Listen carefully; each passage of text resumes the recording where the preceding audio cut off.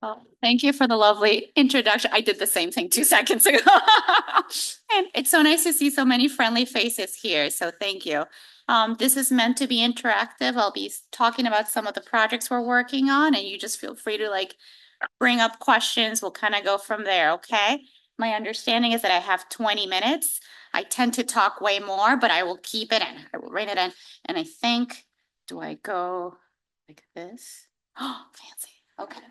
So the objectives for this talk will be, I'm going to highlight why some children may need extra support in developing strong learning skills, particularly when it comes to extra help with planning and focus. I feel like that's something that we all can work on a little bit, but some kids just need that extra little bit more of support, and you're here to support them with that.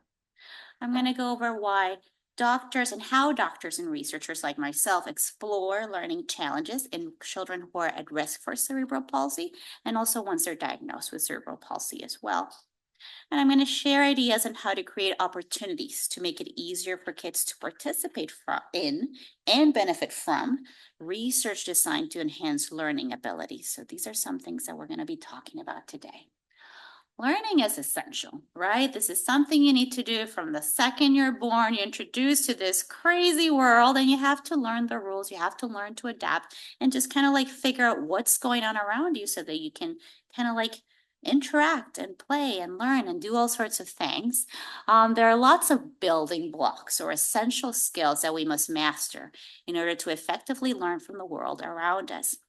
And some of them are as simple as learning to pay attention to things, learning to plan ahead, learning to memorize important bits of information to be able to succeed. These are all the essential skills that we must master.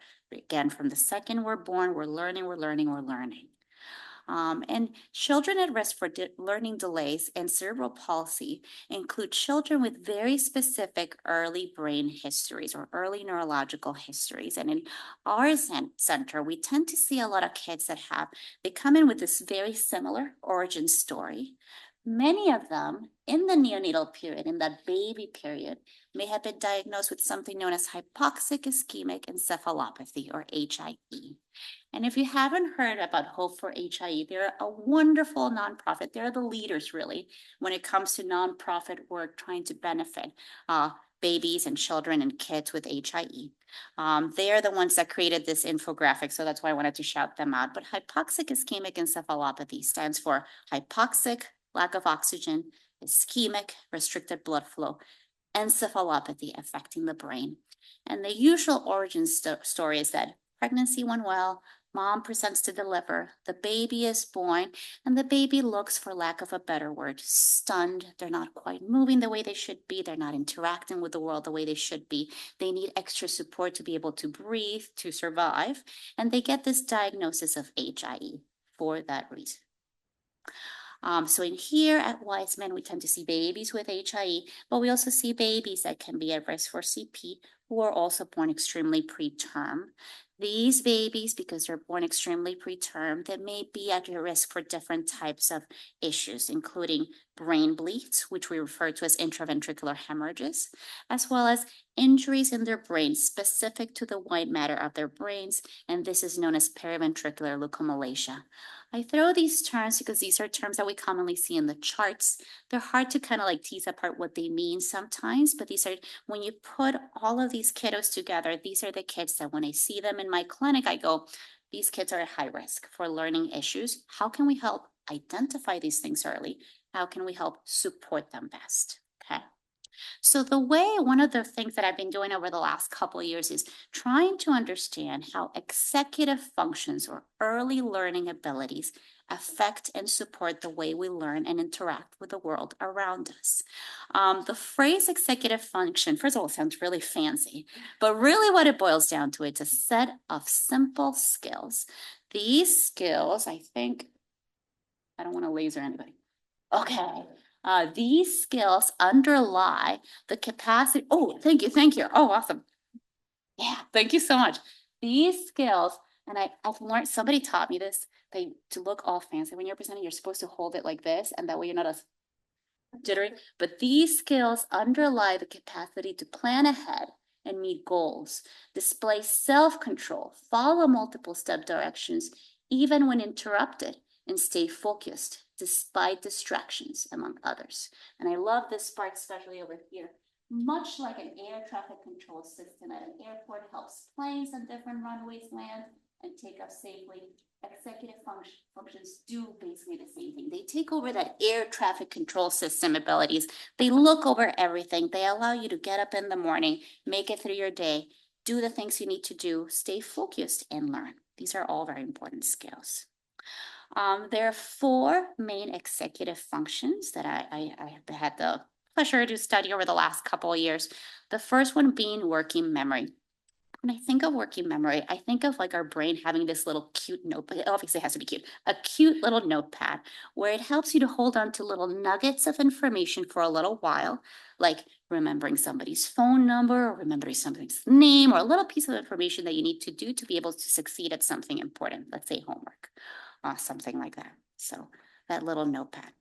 Cognitive flexibility is another executive function. The way I like to explain cognitive flexibility, imagine you're playing a game and somebody just decided to suddenly change the rules on you. And you're like, hey, that's not fair. But you need to be able to be flexible, to have those brain muscles be able to say, okay, the rules have changed. We're going to switch gears. We're going to adjust our thinking. We're going to keep playing and have fun. It's okay, even if things don't go as planned. Again, these are things that all of us, no matter what our origin story, we all have to work with. I worked with this on my car right here. But it's just things that, again, all of us can benefit from improving, but kids with these early brain histories have special difficulty with these, and that's why we're talking about them today. A third important executive function is inhibitory control. And this is like having this superhero inside of your brain that says, stop, think before you act. So I think of this little kid with like kind of like a cape that's like, okay, there's this awesome candy cake Halloween treat in front of you, but I can't just spend my day just lunging for it and eating it. I have to do other things. So this helps you ignore important distractions or habits so you can focus on what's really important. Okay, so another important skill. And then finally, emotional regulation. This means being able to stay calm and not let your feelings take over, even when you're upset and frustrated. So all important skills. And again, this is something that lots of us struggle with. It's something that just by being a human and being in this world, you have to work with this every day. And I like this. This is from the Harvard Center of the Developing Child. I took this little infographic. No one is born with executive function skills, but nearly everyone can learn them. And some of us may just need a little extra help with rehabilitating them. And that's what my lab has been trying to do over the last couple of years. In a child at risk for cerebral palsy or diagnosed with cerebral palsy, what are some early signs of executive function impairment? I always get the almost same phrase from parents when I talk to them about this. To my mind comes this mom with this little girl who's like, I just feel that she works extra hard to get through her day. And what does that mean? Lots of difficulty focusing, especially when there are distractors, difficulties with schoolwork, difficulties with learning, that inability to express thoughts quickly enough. There's a little bit of a kind of like a processing lag, being able to keep up with peers, shortened memory spans, some difficulties interacting with others, and that's where the self-regulation piece may come in. Some trouble interpreting sensory demands, trouble responding to others, trouble with generating speech, and some delayed language development. So all of these, when you think about them, they can probably be explained by some of these like building blocks, some of these executive functions, perhaps not being up to speed to be able to interact with the world efficiently. And that's something we can work with. Up to this point, the research on executive function development in children with CP, with cerebral palsy, has been very limited. And why is that? Can somebody think of why that is? This is where I look at the trainees. What do you think? I Well, when kids are little, I mean, they might not be verbal yet. There's only like a limited number of things that a typically developing child at that age is doing in this realm. Yes, yeah, there's limited things. And also there's limited abilities for them to tell you about their executive function abilities. So here I think about my 2.5-year-old. If I tried to set Penny here and I gave her a multiple choice questionnaire about her executive functions, she would probably ask for a crayon, color it, throw it back at me, and then we're done. So it's very hard to get some of this information from kiddos because they're not quite ready to talk about it. They haven't developed the skills to reflect on these abilities and report how they see the world. So this is where we need to get at their level. And this is where things get really fun for us because the way kids learn is through play. So a lot of the ways they develop these executive function skills is through play. So let's say you're a kid at risk for CP or diagnosed with CP, and you have limitations, motor-wise limitations in interacting with your world. That gets in the way of learning. That gets in the way of that cognitive development as well. So we've been trying for quite some time to understand those interactions. And we know this is important because we know there's a very, very close relationship between executive function skills and later academic achievement. This is something that really becomes a thing by the time you get to school age. So that first, second, third grade, these things especially come to light. But I've always wondered, would it be possible to go back in time to when these kids are not even a year old? And in the same way that we've gotten really good at saying, okay, this kiddo is doing these little motor things by age 6 or 9 months old, that puts them at risk for the motor issues that come with CP. Could we do the same for cognition? So that's something we've been trying to kind of like tease apart over some time now. And why is this important? Because if we don't change how we help kids with early brain histories learn and grow, they might miss an important chance to get the help they need, the resources they need during a time when their brains can change and grow the most. And this is a term called plasticity. Maybe there's something about those first few years of life, maybe even just the first year of life, where that brain is so plastic. It's like a sponge. It's willing to learn so much and able to learn so much in the same way that we're doing such a good job at providing all these motor resources to promote motor abilities, could we be doing the same for cognition? And that's what we're trying to do. So again, kind of driving the point home, why is executive function rehabilitation important? We know in kids with autism and kids with traumatic brain injuries, when they have gotten EF rehabilitation resources, it does enhance independence, it does improve social and school integration, it can improve academic performance, and it may even help address some mental health challenges. So all of these things are very, very important. So this is our lab on a sunny May afternoon. That's when we took our picture then. It was just a gorgeous day. And this is our mission. We're trying to spot early signs of learning challenges in babies and infants, especially at risk for CP. We have several questions we're trying to address. The most basic one is when a baby is first born and diagnosed with HIE, or a baby's born and they're extremely premature, are there specific findings in their imaging, or are there specific findings in their EEG and their electroencephalography that can help us predict learning issues? EEG, as I mentioned, it stands for electroencephalography. It's a non-invasive test that allows you to just put a little cap over your head. You look at brain neurophysiology. It looks at how different parts of the brain interact with each other. And again, I love the part that's non-invasive. It really helps give you this picture about how different parts of the brain interact with each other. And we like to look at this information as early as possible. In the lab, we recruit these kiddos to do this as early as 6 months of age. We have the kids do different games, and again, because babies learn through play, we study those brainwaves while the kids are playing different games to see, okay, how is this baby responding to this stimulus versus this other one? Are there ways to rehabilitate how the brain is recognizing the toy, recognizing the game, responding to it, that we could help, maybe over time, help rehabilitate some of these like executive function abilities. This is the first game that we like to play with the kids. By the way, I get paid to play with kids all the time. Yes, I admit it. This is just one of those things. It's awesome. It's actually pretty cool.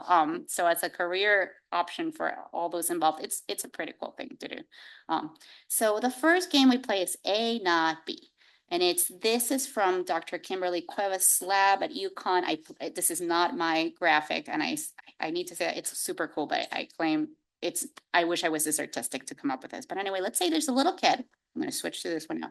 There's a little kid here. He has been seated in front of two pieces of cloth. And here there's somebody sneaking in a little toy car. And you can tell the little boy's like, ooh, toy car. Let's go to the, ooh, no, not yet. Uh-oh. Maybe? Do I do? Oh, that's okay. That's okay. So maybe I'll show you with this video, actually. Can I play this? I wonder if I can play this video.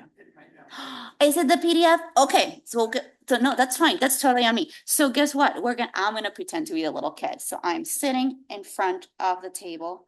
Somebody puts two pieces of cloth in front of me, just like that. They hide their little toy, and then they just do a little distractor. The little baby's like, what just happened? And then they look back, toy go. And most kids between ages 6 and 9 months of age can find the toy hiding under the first piece of clothing. So everything's great. The kid finds a toy. He's happy. We're happy. We move on. Not really. Let's make things a little more complicated. What we then do is that we take the same toy and we hide it after a couple of trials under the second piece of clothing.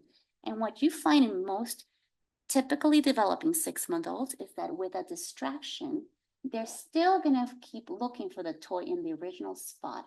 There's not that cognitive flexibility or that memory. Those abilities are not quite yet developed for them to say, okay, it is possible for Dr. Mel, Dr. Villegas, somebody else to be hiding the toy somewhere new. That cognitive flexibility has not quite developed just yet.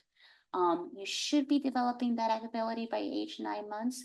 And if you're like a kid without that previous neurological history, our question is, how can we promote through play the ability to become more flexible if you've had a previous brain history to make sure that you're able to remember to find the toy wherever it's heading.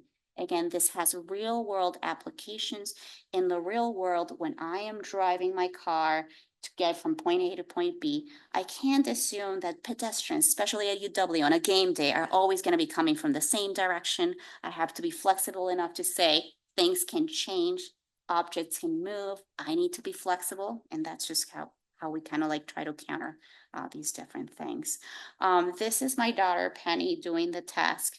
It's something that it's very humbling because you see how at 6 months she's like, what are you doing, Mom? What is this? And then over time being able to learn to play. And in my experience, we can get most kids to learn the rules of this game. It takes time, it takes rehabilitation, it takes working together. So how do we do this effectively for everyone? That's what we're trying to do. One thing that I will just to I know I'm almost about to run out of time, but one of the things that we have learned over time is that as much as it's so much fun to bring parents and their children to the lab, it is not easy for everybody to make it to the lab. Many reasons why. And the most obvious one is barriers with transportation, barriers with the ability to also carve out enough time in your week when you have a child who already needs to go in for all these different therapy sessions, needs to see multiple physicians. Trying to carve time to make it into the lab is very hard. And we try to work around all these different things, but especially like as a mom who commutes, like I get like just like how difficult it is to be able to make it in. And people are very motivated to participate. It's just hard to add it into your daily, like everyday everything that you're trying to get done. So one thing that we're working on right now is attempting to bring the lab to the home of any volunteer who's interested. You can, if you are interested in participating in any of these studies, feel free to like scan the QR code. My not millennial RA figured how to do that. So that was pretty awesome. But basically you can sign up for this. We set up a Zoom session with a family. We show them a series of toys and we have them do a special visual attention and memory task. And we're using AI technology and a couple different things to understand where the baby is looking at and trying to see how we can help rehabilitate certain functions of attention using technology like AI and a couple different things. So this has been pretty cool to try. And I'm doing this study along with my mentor, Dr. Kimberly Cuevas, who's at University of Connecticut right now. This is what it looks like. This is me and Penny. This is me and my daughter. You know, if we were doing the study, this is what it would look like. And there would be someone like, you know, one of my research assistants working with the parent and the child to get through the study.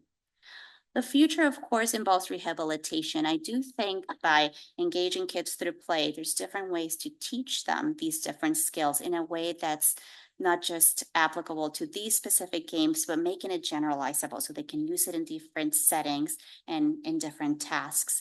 And this is where the Abecedarian approach intervention comes in.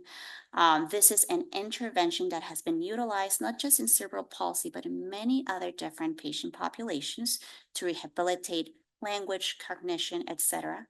It's a great intervention. In our world, we're utilizing it from ages 6 months through 5 years of age. However, the one thing about the Abecedarian approach when I started learning about it was that this is a wonderful intervention, but to give you results, just like many other interventions out there, you need a commitment that spans months to years to see good results that translate into everyday life. It also, up till very recently, was something that was only provided or only available in person.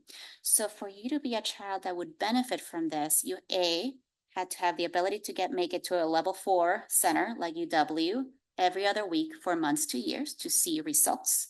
And this is very hard when, again, you have parents who are already trying to get you to all the therapy sessions, all the medical appointments, and trying to just add more space for yet one more thing. It's just hard.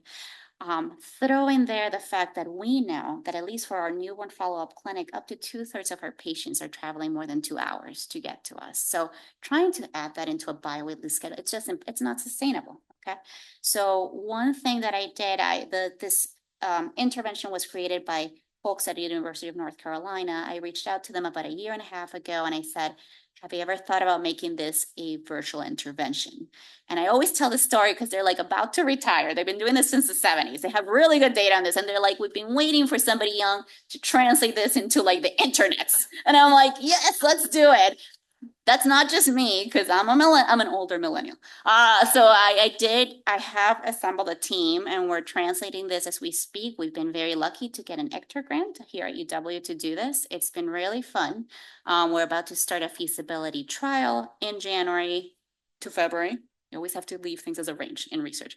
So we're hoping to start providing this to kiddos here at UW, not just in Wisconsin, but also kind of like we're focusing on the Midwest for now, especially if you are the parent of a child who would benefit from this, but it's just impossible to add this to like the traveling in. Let's try to see if we can do this rehabilitations through a virtual method. So that's kind of what we're working on today.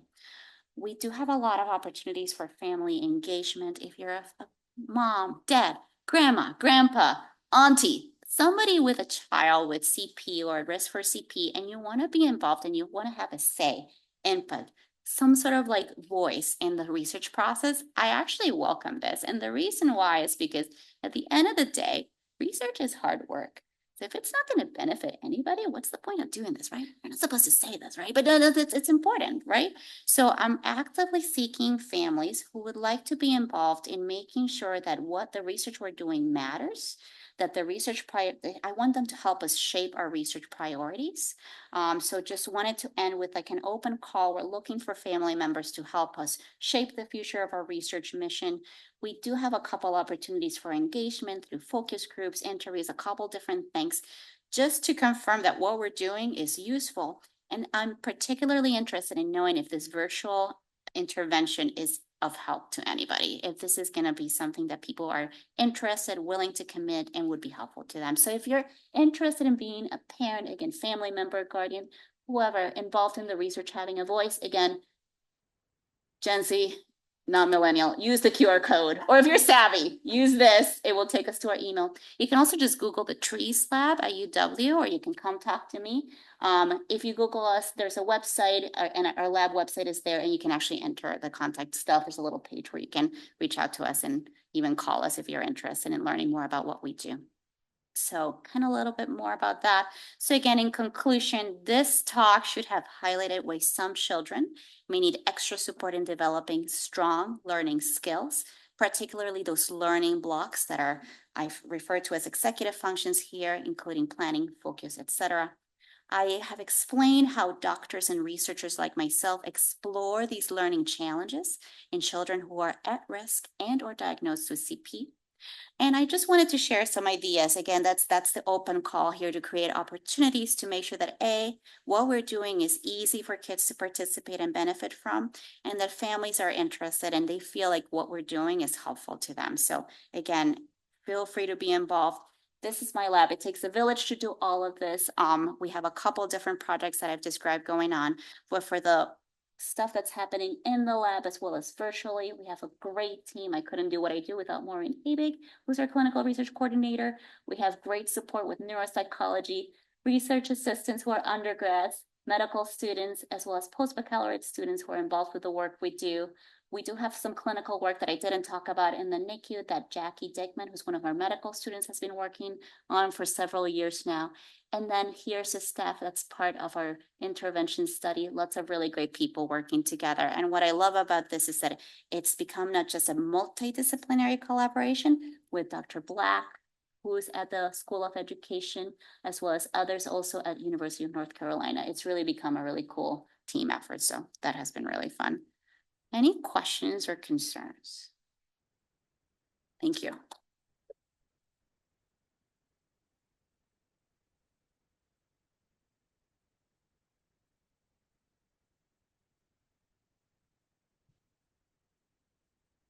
That I appreciate you intentionally designing research with input from the participants of the research, that it be something that adds meaning and like benefit in the right now rather than the body of knowledge,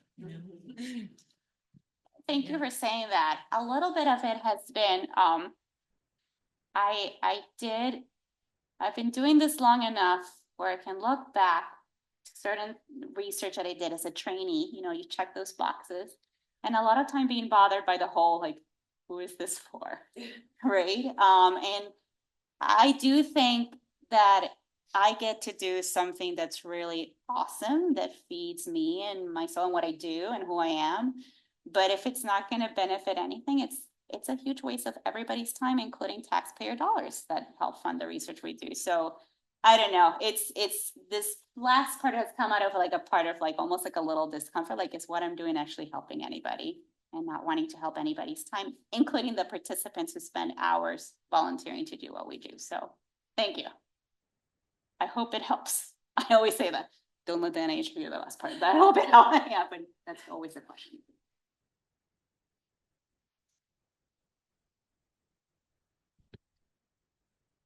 As the parent of an 18-year-old with CP, I'm always curious, like, is there an age at which you can no longer increase executive functioning skills, or where do you, in kind of the real world, not in the lab settings, where can we look for help for kind of like, I guess, rehab for our kids who are, in outpatient settings and things like that?